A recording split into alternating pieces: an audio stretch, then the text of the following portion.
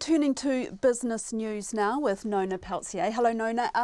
The fish farmer King Salmon is expecting to meet or beat profit expectations over the next couple of years, even though it's had a fall in production. Yes, it's surprising because you would think if with, they didn't have as many fish farmed because of the warmer climate in the Marlborough Sound. So the water was warmer than they expected and they didn't produce as many fish, but they were clever enough to go out into their markets and do a fairly good job of selling their premium fish, and so got a better margin.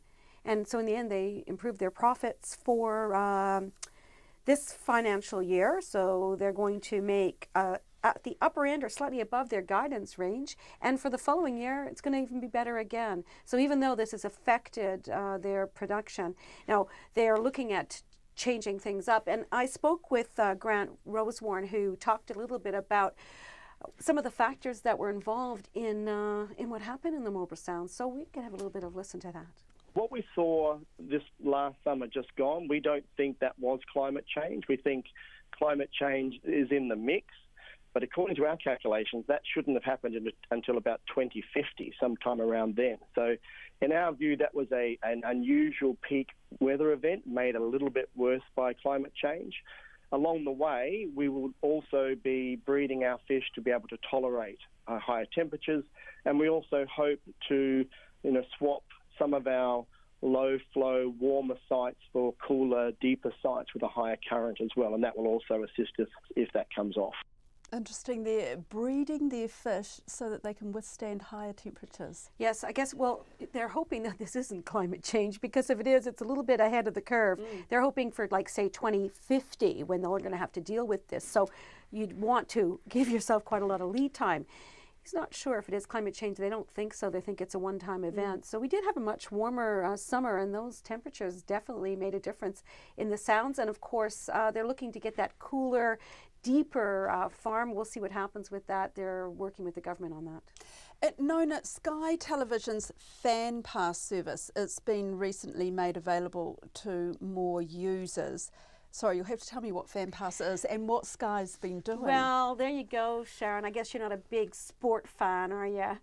No. Well, anyways, they have their product called Fan Pass, which basically gives subscribers just the sport programs, and you can apply for it through Sky. It costs about $56 a month, and you can then use it on multiple devices. They're offering this deal, though, for just mobile users, and that's quite interesting. They're trying to expand their subscriber base. They've been losing customers for some time, so giving it to mobile-only customers, so you can only use it on your mobile phone, you'll be able to still access sport, and it will renew every month unless you cancel it. So for $16 as opposed to, say, $56, although there is a big difference naturally. And just on Friday they did a deal with Spark too. Spark's offering Fan Pass for $30, and that's comparable to what Sky is offering. Now in that case you have to be a subscriber for 12 months, and Spark is offering it at a discount. So they did a deal with Sky, and that's quite remarkable because they have been sparring with each other for some time over access to sport content. So it's a changing world, and I guess Sky is hoping that that's going to lift their subscriber numbers, and the market liked it. Did they indeed? Yes, indeed. Yeah, their share price rose 0.4%, which isn't, pretty good, because earlier they were a little down, and their share price has been knocked quite a lot. Every time they announce that their subscriber numbers have fallen, so does their share price. Now, RNZ King Salmon, it rose almost 1%, but what's really amazing is that our market soared today to a new record close. We went up nearly 2/3%. That's 56 points to 8,813. That's a new record. Yeah, it's quite a bit more than what we had previously, the middle of last month, 8,766. That's a big hike. Fisher and Paykel there helped the market up with quite a strong rise. And our dollar is also very strong at the moment. We're at 70.4 US cents, 91.94 Australian. And that's really close to 92 cents, which is a barrier. I guess we'll see if we get up that high. And 52.5 pence. Very good. Thank you, Nona. That's our business reporter, Nona Peltier.